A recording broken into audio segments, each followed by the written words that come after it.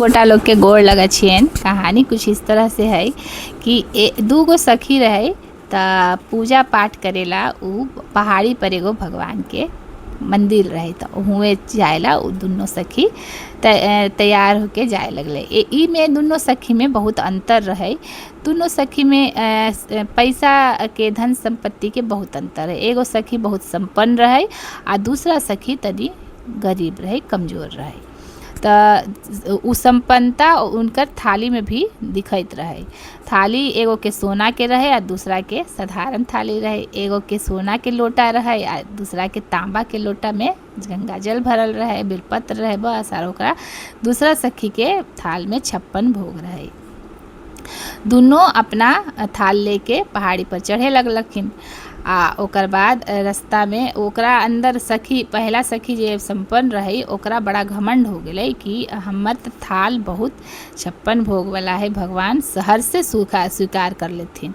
और दूसरा सखी के मतलब बोललकै कुछ नहीं, लेकिन नज़र में, भाव में सब कुछ दिख जाइ छै ना कि कौन भाव से कौन देखै छै। तो दूसरा सखी नज़र नीचे कर लेलकै। शर्मिंदगी ओकरा होलै कि हमरा तो भाई की है, हमरा भोग में तो कुछो नहीं है, हमरा पास तो खाली बेलपत्ता है और एक लोटा गंगा जल है, तांबा के लोटा। भगवान एकरा हमारे पास भाव है, भक्ति है, बस इतने है। लेकिन फिर भी नज़र नहीं मिललकै, नज़र चुरा लेलकै कि हम तो गरीब है कि तो गरीबे जैसन ले जाए ना, भाव ओकर ओहे रहे। अच्छा, उ लेके चले लगलै दोनों। तो रास्ता में एगो बूढ़ा बुजुर्ग आदमी मिलथिन।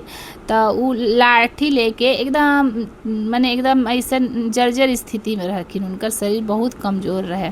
तो पानी ला सबसे मांगत रहथिन तो कोई देलकै नहीं। और ओहो सखी ओकर जे संपन्न रहे ओकरा थाल में तो 56 भोग रहे। तो उ ओकरा देखलकै बूढ़ा के, तो और देख के हिकारत नज़र से आगे बढ़ गए। और ई जे सखी रहे गरीब सखी रहे, कमज़ोर सखी रहे, त उ बिना ई सोचले कि इतना ऊंचा पहाड़ी पर हम अइली है तब भोले बाबा के कथी जल चढ़ाएम, हम गंगा जल का चढ़ाएम, ओकरे पिला देलकै। लो बाबा पिला देलकै, पकड़ के पिला देलखिन। पूरा 1 लोटा जल पूरा पी गेलखिन बुजुर्ग आदमी, बूढ़ा आदमी। पी के आशीर्वाद दे के उ चल गेलखिन। ओकर बाद उ मंदिर में जैसने कदम रखलखिन उ सखी दोनों, तो उ जे 56 भोग रहेन उ पहले अपना थाली भगवान के सामने रख देल। तो रख देलखिन तो उ थाली अपने आप न दूर हट गेलै।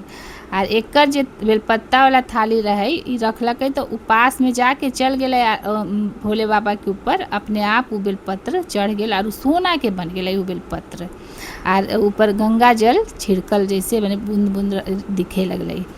तब ओहे भगवान भाव के भूखल रहे छी, सोना चांदी 56 भोग के कुछ नहीं। ओकर भाव उ लड़की के इतना रहे, ओकरा इतना आशीर्वाद मिललै कि ओकरा पूरा धन संपत्ति पूरा भर गेलै सब कुछ के, समझ लो। तो यही कहानी रहे। आशा है कहानी अच्छा लगल हो तो लाइक शेयर सब्सक्राइब जरूर करते थे। सब लोग के गोड़ लगा छिए।